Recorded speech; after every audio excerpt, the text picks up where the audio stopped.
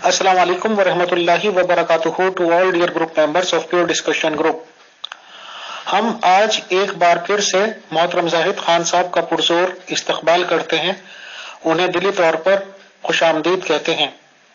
आइए जाहिद खान साहब, you are welcome. मैं एडमिन टीम को वेलकम करता हूं, प्योर डिस्कशन ग्रुप के सभी मेंबर्स को वेलकम करता हूं। और आज की ये सवालों जवाब की नशिस्त क्योंकि मुगल मैम को करना है, तो मुगल मैम के ही हवाले माइक। जाहिद खान साहब मोहतरम विद इन 1 मिनट आ रहे हैं इंशाल्लाह। शुक्रिया।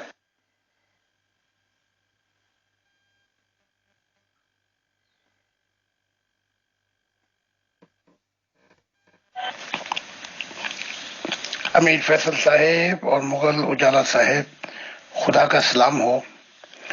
2 मिनट की 3 मिनट की माजरत चाहता हूँ क्योंकि मैं अभी फ्रैंकफर्ट से आया हूँ। Okay, we can start.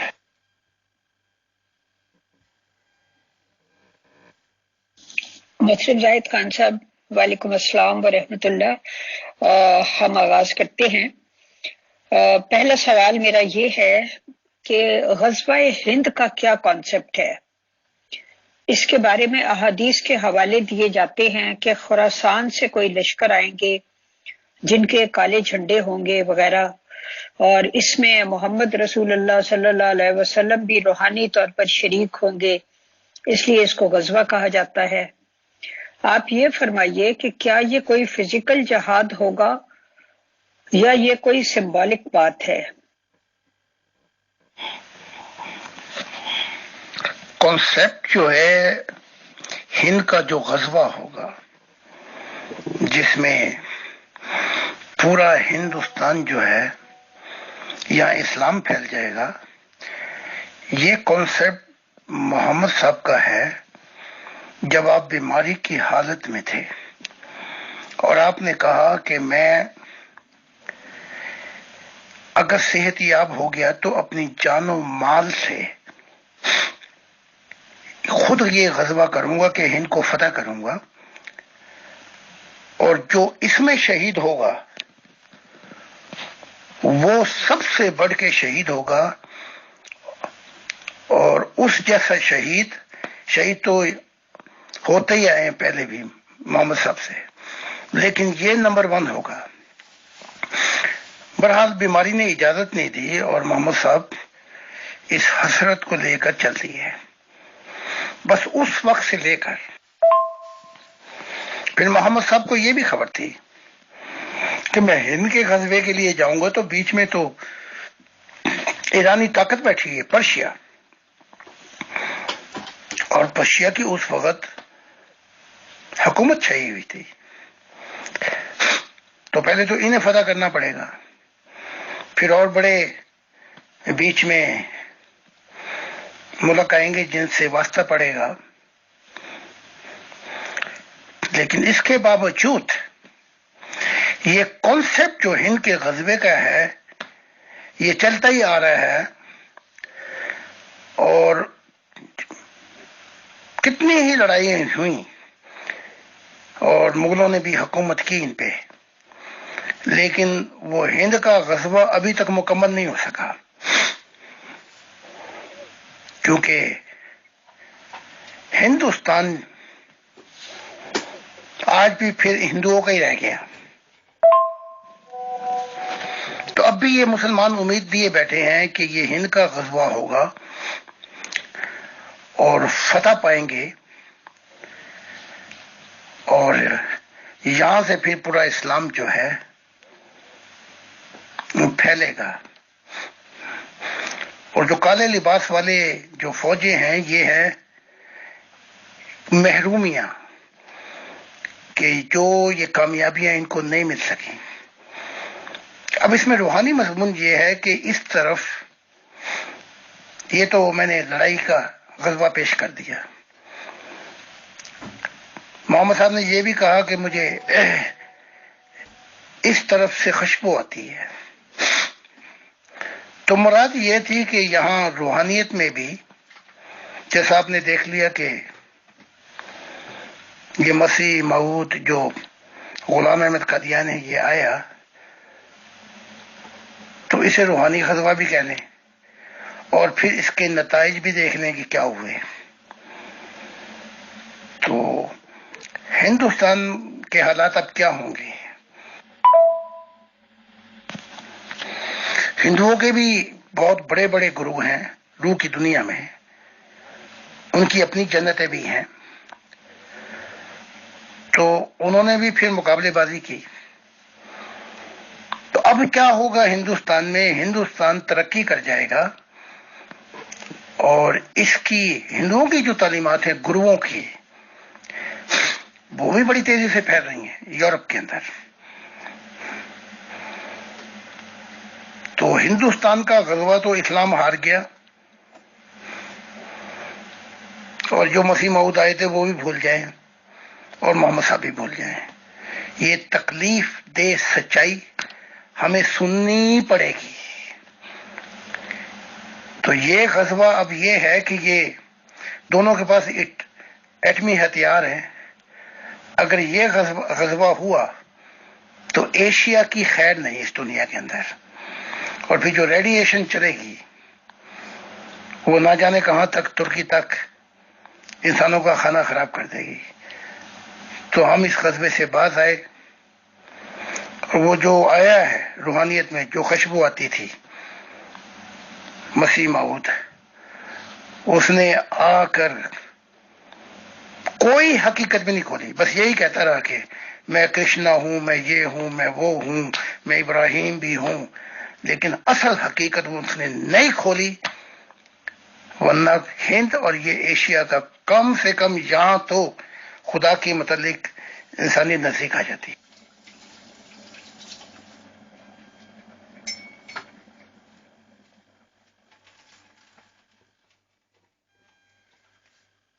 جی محترم، شکریہ. آج کل چونکہ اس پہ بہت بات ہوتی ہے غزوہ ہند پہ، اور یوٹیوب پہ بھی بہت سی ویڈیوز ہیں اس کے اوپر، لیکن میرے ذہن میں یہ سوال پیدا ہوتا ہے کہ 1500 سال سے یہ غزوہ کیوں رکا رہا، جبکہ مسلمانوں کو بہت عروج اور طاقت حاصل تھی. اب تو اس طرح کا عروج اور طاقت حاصل نہیں ہے، لیکن جب جس زمانے میں مسلمان حکومت کرتے تھے تو کسی بھی مسلمان حکمران نے رسول اللہ صلی اللہ علیہ وسلم کی یہ خواہش پوری کرنے کے بارے میں کیوں نہیں سوچا کہ ان کی یہ شدید خواہش تھی کہ یہ غزوہ ہو، اور اس میں شریک ہونے والوں کو بڑی بڑی بشارتیں تھیں، تو کسی مسلمان حکمران نے اس طرف کا رخ نہیں کیا. یہ بڑے بڑے بادشاہ جو تھے یہ بھی دنیائی تھے، ان کی اپنی نیتیں خراب تھیں. یہ تو حکومت کرنے کے لیے اور مال اکٹھا کرنے کے لیے آئے تھے. یہ کوئی اس نیت سے تھوڑی آئے تھے کہ یہ غزوہ کر کے اسلام پھیلائیں. اور پھر دوسری طرف جو گرو ہیں ان کے بڑے بڑے، انہوں نے بڑی طاقت کا زور لگایا کہ یہ ہندوستان مکمل طور پہ فتح نہ ہونے پائے. یہ اورنگزیب، اس نے تو بڑی کوشش کی کہ یہ پورا ہندوستان مسلمان ہو جائے، لیکن ہر خواہش ایسی، وہ کیا ہے شعر کے، ہر خواہش پہ دم نکلے، میرے ارماں بہت نکلے لیکن کم نکلے. تو جو ہندوستان والے ہیں انہوں نے بھی تو بڑی بڑی رکاوٹیں کھڑی کی، اور اس لیے یہ نہیں ہو سکا. یہ آتے گئے جاتے،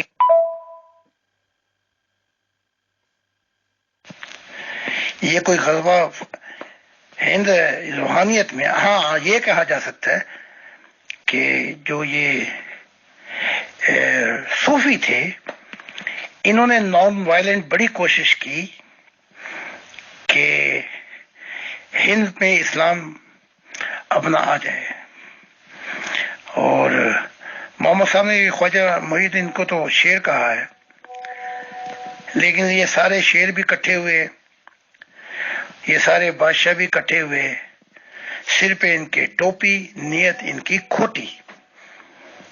لیکن ہندوستان کے جو گرو تھے ان کے پاس بھی بڑے بڑے نور ہیں، انہوں نے بھی بڑی پھر کیا کہتے ہیں رکاوٹیں کھڑی کی، اور اب تو ہند کا غلبہ کا آپ سوچیں بھی نہ، کیونکہ اگر اب کوشش کی نا تو پاکستان کی خیر نہیں ہوگی، تو اب تو بھول جائیں اس قصبے کو، یا اپنی حسرتوں کو، وہ کیا ہے آنسو بہا کے سو جا، بس اب تو یہ ہے، یہ آیا تھا غلام احمد قادیان، اس نے بڑے بڑے تیر مارے محمد صاحب کے، لیکن خدا کا بتا دیتا نا، جو 12 سال بارش ہوتی رہی اس کے اوپر، پھر نافرمان ہوا اور انگلینڈ بھی نہیں کیا، اور عشق محمدی میں پھنس کر مسیح موعود جو ہے سارا کام خراب کر دیا، بلکہ خدا کی ذات کہتی ہے اس نے مجھے کمزور کیا ہے۔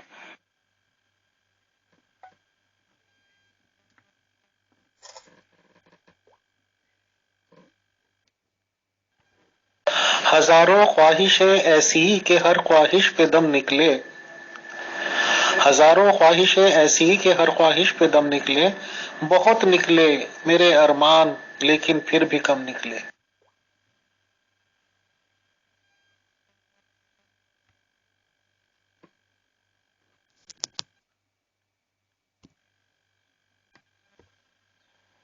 جی محترم، بہت شکریہ۔ اگلا سوال یہ ہے کہ قرآن کریم میں ہے کہ جسے حکمت عطا کی گئی اسے خیر کثیر عطا کی گئی، یہ حکمت کیا چیز ہے؟ ہر کوئی حکمت کی اپنی اپنی انٹرپریٹیشن کرتا ہے، جو خدا تعالیٰ کی طرف سے آتا ہے وہ حکمت کی باتیں کرتا ہے تو اسے برا بھلا کہتے ہیں اور تمسخر کرتے ہیں۔ ابو جہل بھی اپنے وقت میں ابو الحکم کہلاتا تھا، یعنی حکمت کا باپ، اور سنا ہے کہ بلم باورا جو تھا وہ بھی بڑا عالم اور حکیم تھا۔ تو یہ حکمت ہے کیا چیز؟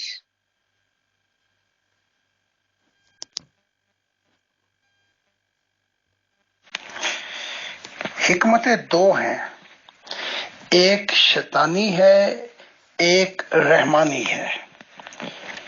شیطانی تو وہی جو ابو جہل مختلف جوڑ توڑ کے ساتھ یہ عرب کے جو یہ سردار ہیں یہ اپنی حکومت چاہتے تھے، ایک تو یہ حکمت ہوئی جو دنیائی ہے۔ اب جس حکمت کی طرف قرآن اشارہ کرتا ہے وہ الہام اور وحی ہے، کہ اس کو کس حکمت کے ساتھ انسانوں کے دلوں میں اتارا جائے کہ کم سے کم اندھیروں سے نکل کر روشنی کی طرف تو آئیں۔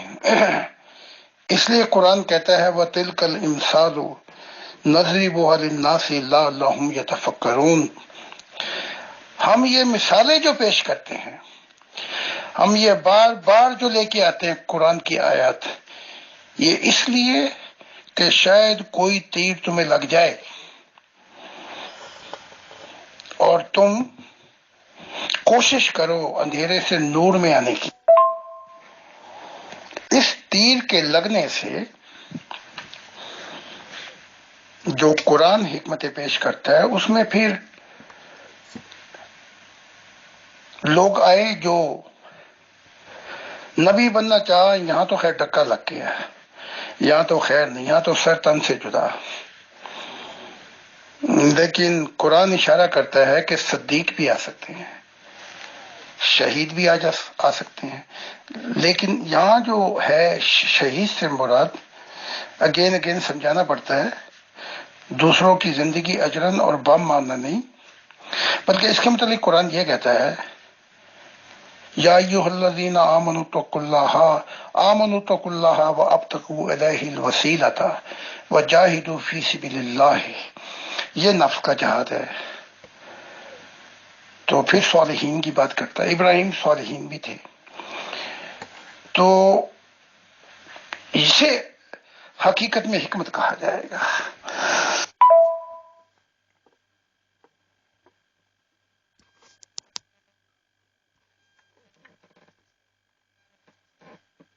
محسن راہب خان صاحب، اگلا سوال یہ ہے کہ آپ نے اپنی ایک کتاب میں فرمایا کہ 21ویں صدی میں شیطان چاہتا ہے کہ رشیا اور مسلمان انتہا پسندوں کو استعمال کرے کہ وہ نیوکلیئر ویپنز کے ذریعے دنیا کو تباہ کر دیں۔ اس بات کی ذرا وضاحت کیجیے پلیز، شکریہ۔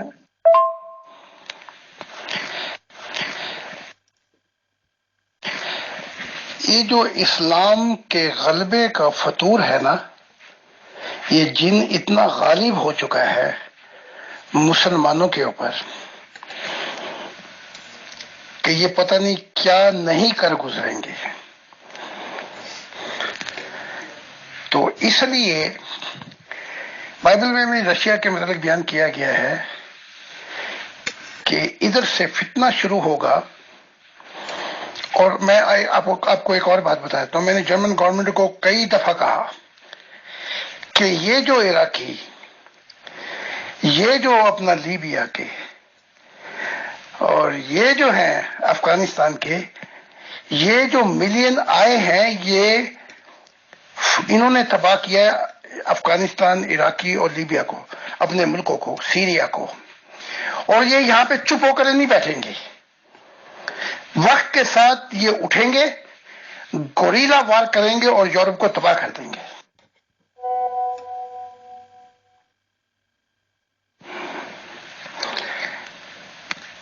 تو جرمن گورنمنٹ جو ہے میری، یہ ان باتوں کو کئی سیاستدانوں نے سنجیدہ لیا، کئیوں نے نہیں لیا۔ میں نے کہا کہ یہ جو ملین آئے ہیں، یہ سیاسی پناہ والے وہ لوگ نہیں جو ہمارے وہاں سے بھاگے ہیں، ان میں اکثر جو سے ہیں انہوں نے تباہ کیا اپنے ملکوں کو۔ جیسے سیریا کے اسد نے کہا تھا، جو یہ انتہا پسند ہیں جنہوں نے میرے ملک کو تباہ کیا، وہ اب جرمنی اور یورپ میں بیٹھے ہوئے ہیں، اور جرمن قوم اور یورپین جو ہیں ان کے دماغ اس بات کو سمجھ نہیں پاتے کہ یہ یورپ کی بھی خیر نہیں۔ تو میں نے اپنی کتاب میں لکھا، رشیا خود تو ٹکر نہیں لے سکتا یونائٹڈ نیشن سے، نیٹو کے ساتھ، اس کا دماغ خراب نہیں ہے، لیکن اب مستقبل میں جو میں نے کہا ہے کئی اپنی جلوسوں میں یا ریلی میں کہ رشیا ویپن سپلائی کرے گا، اور اگر یہ ہوا اور یورپین نہ جاگے تو 1000 سال یہ مسلمان یورپ کو بھی بیکورڈ کر دیں گے۔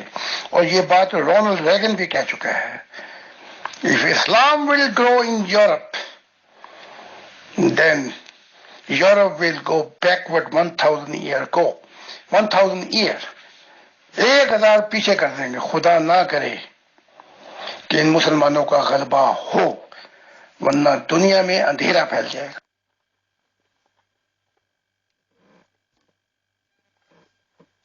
جی محترم، شکریہ، لیکن آپ اس مسئلے کے لیے کیا حل تجویز کرتے ہیں؟ کیونکہ بہرحال خدا تعالیٰ نے آپ کو مسیح الزماں بنا کے بھیجا ہے، اپنا دل کہا ہے، تو ظاہر ہے کہ آپ کو اس معاملے میں کوئی گائیڈنس بھی دی ہوگی کہ آپ بتائیں دنیا کو، آپ کیا حل تجویز کرتے ہیں؟ میں نے ان 50 سالوں میں روحانی فاؤنڈیشن بھی تیار کی، کیونکہ روحانی فاؤنڈیشن میں خدا نے کہا کہ یہ تعلیمات جتنی جلدی سے پھیلیں گی اتنی ہی رکاوٹ بن جائے گی اس سول وار اور اس غلبے میں۔ تو وہ کام تو میں کر رہا ہوں، اللہ ماشاءاللہ میں مشہور شخص ہوں، لیکن دوسرا کام جو میں نے کیا وہ یہ کیا کہ سیاستدان جو ہیں اس میں بھی میں نے بڑا ایکٹیو رول ادا کیا، بلکہ ایک پارٹی کا جب وہ بنی ہے تو اس وقت جو تھا میں نے جو پیش کیا کانسیپٹ، اس کانسیپٹ کے اوپر کوئی تیار نہیں تھا، لیکن آج اسی پارٹی کے 25 member of national assembly German میں پارلیمنٹ میں بیٹھے ہوئے ہیں۔ تو میں نے اس طرح بھی بڑی توجہ کی، اور میرے پیغام بھی جا رہے ہیں، اور میں پارلیمنٹ میں اور جو دوسری ڈومیسٹک جیسے پنجاب پارلیمنٹ ہے یا نیشنل، میں بڑا اپنا کانسیپٹ پیش کر رہا ہوں اور اب لوگ سمجھ رہے ہیں. تو میں نے ظاہر بھی اور روحانیت میں بھی بہت کام کر رہا ہوں. اور اب ہم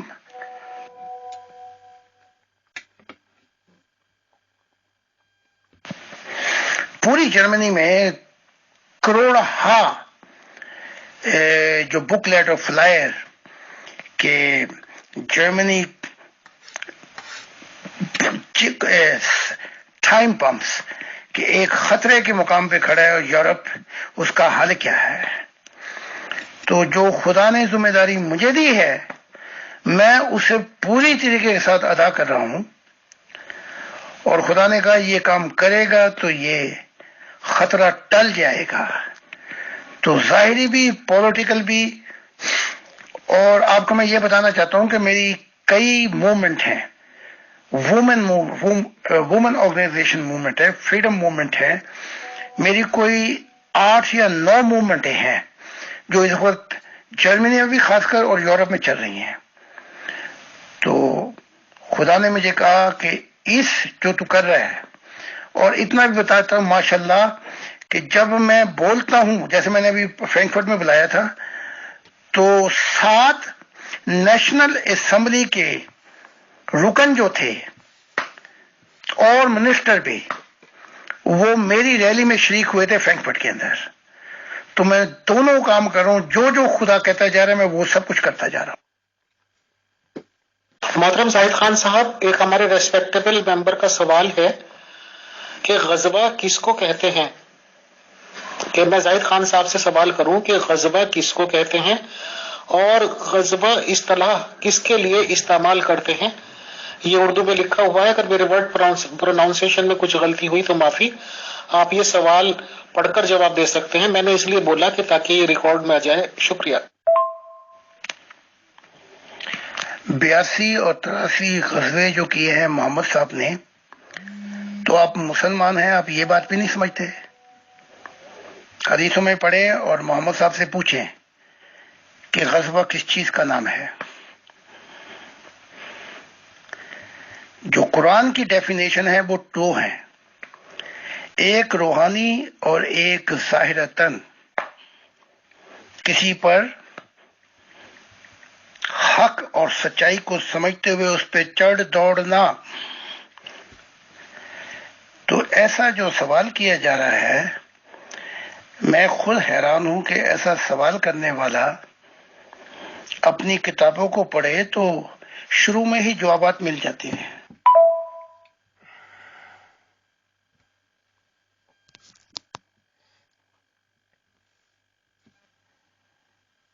محترم زاہد خان صاحب، ایک اور ممبر نے سوال کیا تھا. انہوں نے پچھلی جب ہماری گفتگو ہو رہی تھی اس دوران اینڈ پہ بھیجا تھا، اس لیے ان کا سوال رہ گیا تھا، وقت کافی ہو گیا تھا.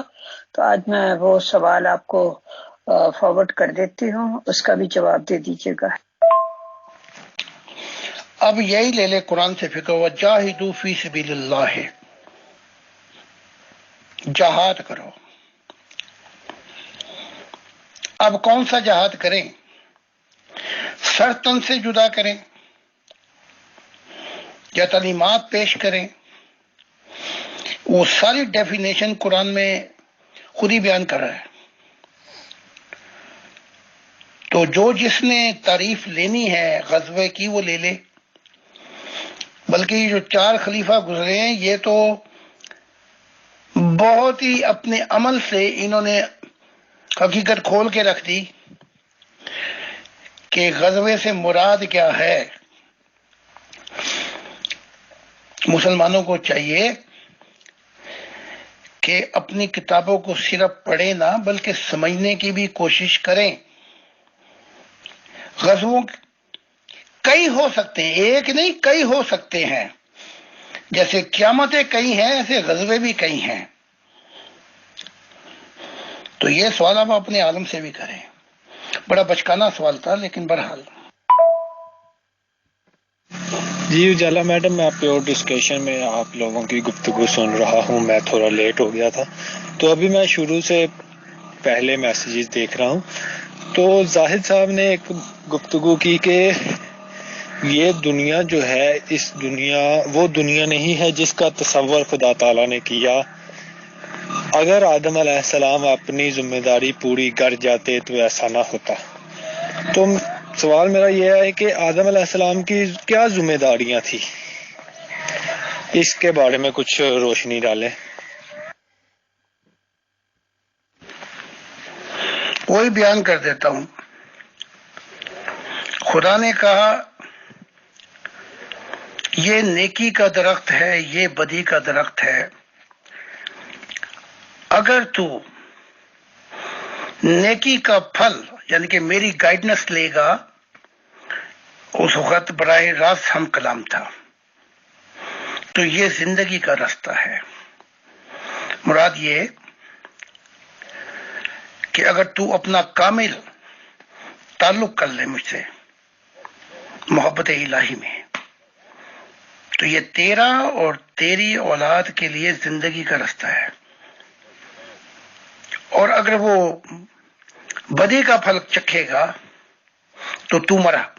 یہ نہیں کہا کہ تو مر جائے گا، تو مرا. تو آدم ویسے تو زندہ رہا 900 سال تقریباً، کم و بیش. روحانی رشتہ اس کا مر گیا. اس کے بعد قرآن کہتا ہے کہ آدم نے نافرمانی کی اور وہ سچے راستے سے بھٹک گئے. تو پھر جب یہ خاندان، یہ آدم، یہ حوا، انہوں نے بغاوت کی، تو اس کا جو پھل تھا بدی کا وہ دیکھ لیا گیا کہ وہ خاندان خدا کا نہیں تھا. اور قائن نے حابل کو قتل کر دیا. زر زن تے زمیر، زن زر تے زمین. اور یہاں سے یہ سوسائٹی شروع ہوئی جو خدا کی نہیں ہے.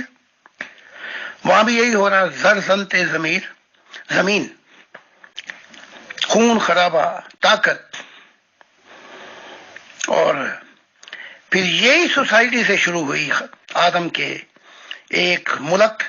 وہ ملک بھی ایسا ہی، بڑے میاں تو بڑے میاں، چھوٹے میاں سبحان اللہ.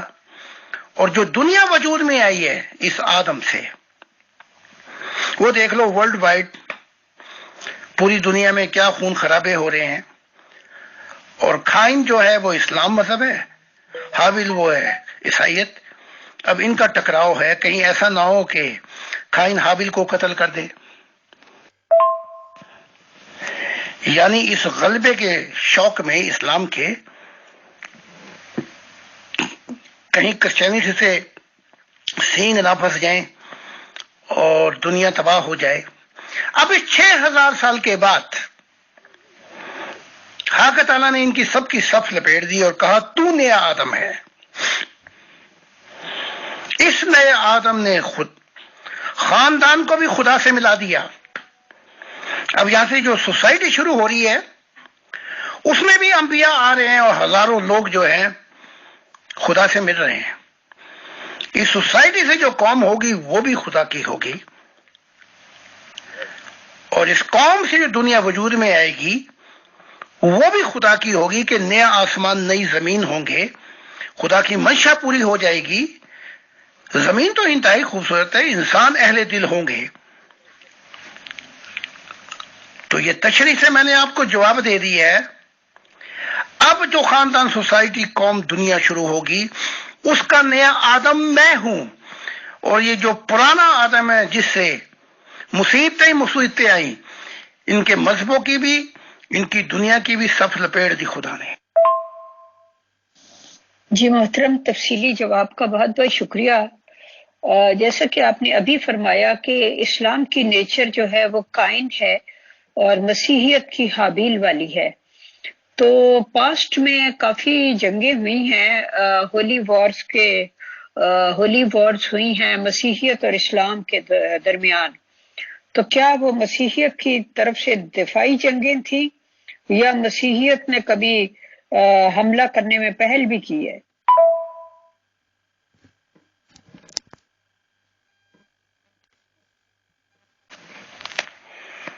نہ حقیقت یہ ہے کہ نہ اب کھائن رہا اور نہ حابل رہا، نشے کی رات ڈھل گئی اب خمار نہ رہا۔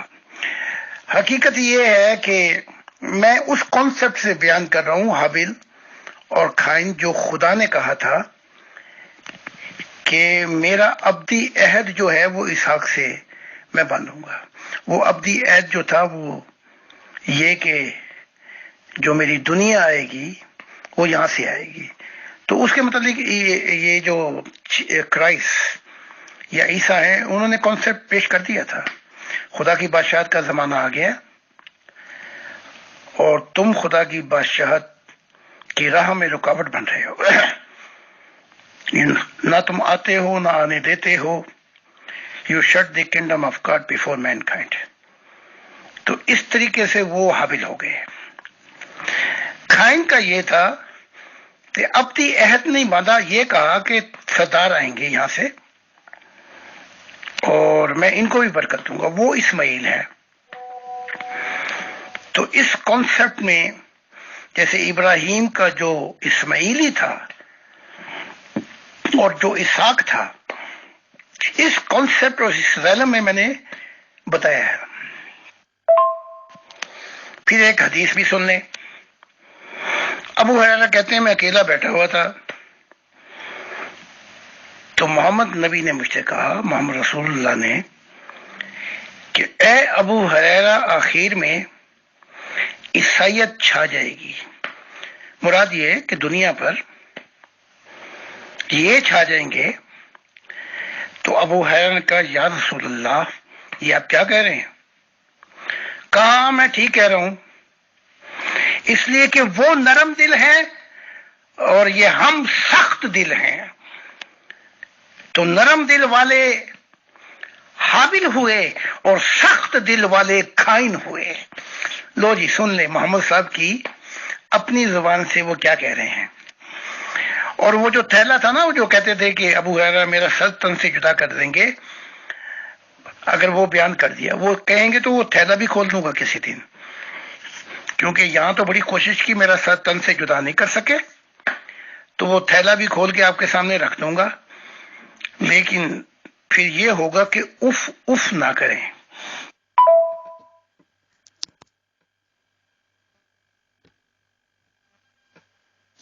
جی محترم، اگر آپ ابھی چاہتے ہیں تو تھیلا کھول دیں، اور ورنہ پھر میں اگلا سوال کروں۔ ابھی تھیلے کو پردے میں رہنے دو، پردہ جو کھل گیا تو پھر کھل جائے گا۔ تو اگلی دفعہ یہ تھیلا کھلنے کا پروگرام رکھ لیں۔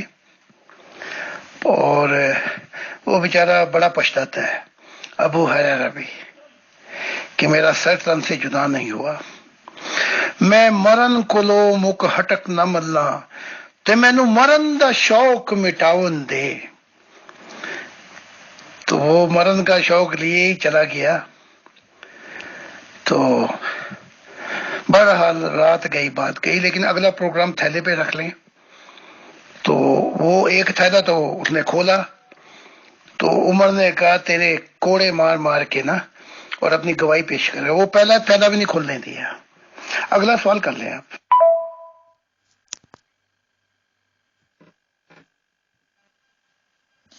جی محترم، جیسے آپ مناسب سمجھیں۔ اگلا سوال یہ ہے کہ آپ نے اپنی بک میں بتایا ہے کہ پاکستان سے بھی آپ کو جان بچا کر بیرون ملک جانا پڑا تھا، اور آپ کو آپ کے لیکچرز کی بنا پر کورٹ میں گھسیٹا گیا۔ اس وقت آپ کی عمر کیا تھی اور وہ لیکچر کس موضوع پر تھے؟ یہ 1986 کی بات ہے، مجھے جرمی شریعت مل چکی تھی، تو مجھے بھی میں نے چاہا جا کے کچھ کیا جائے اس ملک کا، جیسے اور گئے نبی یا یہ نسیم اور جو احمد سلطانی وغیرہ۔ تو وہاں پہنچا، اسٹوڈنٹ اکٹھے کیے، بلکہ یہ جو لاہور میں یونیورسٹیز ہے، نام مجھے بھول گیا، لا یا کون سی، وہاں لیکچر بھی دیے. انہوں نے پھر بتا دیا کہ یہ مذہب اور گورنمنٹ کو سیپریٹ کرنا چاہتا ہے. اور مجھے جب جوش چڑھے وجد میں تو پھر مجھے کچھ دکھائی نہیں دیتا. ایک عالم ہوتا ہے سکر کا، اس میں تو میں بےتاب ہو جاتا ہوں. ایک عالم ہوتا ہے سہو کا، اس میں مشاہدات کی دنیا پیش آتی ہے. تو مجھ پہ پھر مقدمہ کر دیا. اس مقدمے میں اب مجھے یاد نہیں پڑتا 95B یا 95C یا کیا تھا، کیونکہ کافی دیر پرانی بات ہے. مجھے گھسیٹا گیا، لیکن خوش قسمتی یہ تھی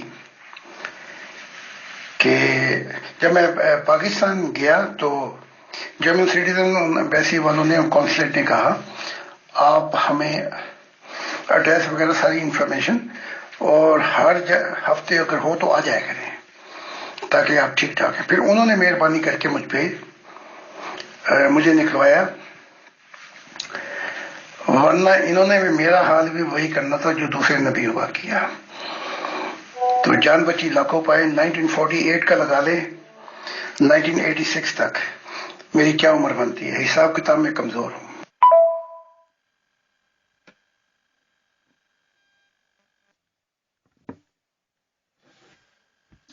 جی محترم، اب میں اپنا آج کا آخری سوال کرتی ہوں کیونکہ آلموسٹ 1 گھنٹہ ہو گیا ہے. تو علامہ اقبال کا ایک شعر ہے، خودی کو کر بلند اتنا کہ ہر تقدیر سے پہلے خدا بندے سے خود پوچھے بتا تیری رضا کیا ہے. اس میں خودی سے کیا مراد ہے؟ خودی سے کیا مراد ہے یہ تو بعد میں اس کو سیکنڈ آڈیو میں. ایک وقت آتا ہے معرفت الہی کی راہ میں، بڑے بڑے جتن کر کے انسان خدا تک پہنچ جاتا ہے. پھر ایک وقت آتا ہے کہ خدا کی ذات اس کی ہر خوشیوں کو پورا کرنے کے لیے اس کی نوکر بن جاتی ہے. نوکر ہے غلط اظہار ہے، چاہتی ہے کہ لہمے لہمے اس انسان کے لیے خوشیوں اور محبتوں کے منزلیں کھول دے. اب خوداری میں اپنی بات کروں گا.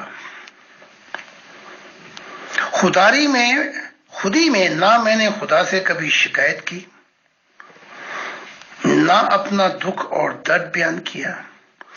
میرے یہ زندگی کے جو سال ہیں دکھی اور غم اور دکھ سے بھرے رہے، میں نے ان کو بھی اپنے اندر دبا لیا. نہ کچھ مانگا خدا سے،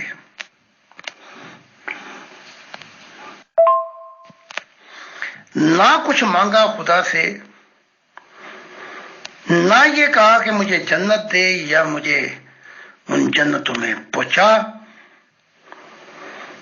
نہ یہ مانگا حتیٰ کہ میری صحت، مجھ پہ تکلیفیں، یہ مصیبتیں، یہ ہر طرف سے جو جھکڑ چل رہے ہیں، ان میں کچھ مدد کر میری. تو جب میں سب دوروں سے گزر گیا تو خدا نے تقدیر میرے ہاتھ میں دے دی، مستقبل میں میرے ہاتھ میں دے دیا. یہاں یہ میرا خیال، میں اپنی بات کر رہا ہوں اس وقت، کہ خدا خود بندے سے پوچھے تیری رضا کیا ہے. اب خدا مجھے راضی کرنے کے لیے جان پہ جان کھولتا جا رہا ہے، مجھے راضی کرنے کے لیے وعدے پہ وعدے دیتا جا رہا ہے،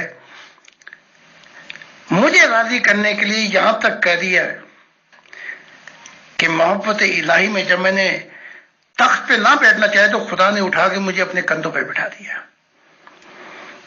یہ مراد ہے، مانگنا بلکہ تو دے خدا کو، یہ زندگی کا مقصد۔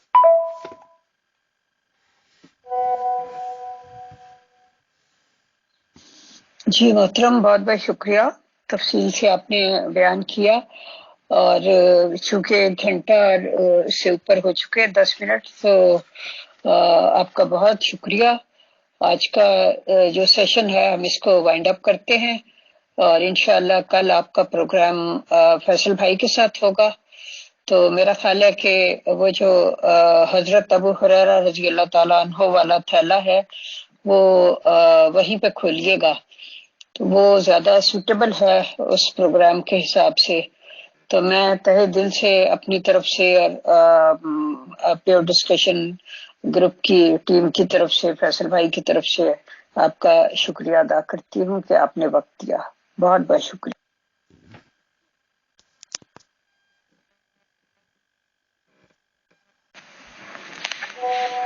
میں بھی آپ کا تہہ دل سے شکر ادا کرتا ہوں کہ اور امیر فیصل صاحب کا اور ان کی ٹیم کا بھی، کہ انہوں نے یہ پلیٹ فارم مہیا کیا کہ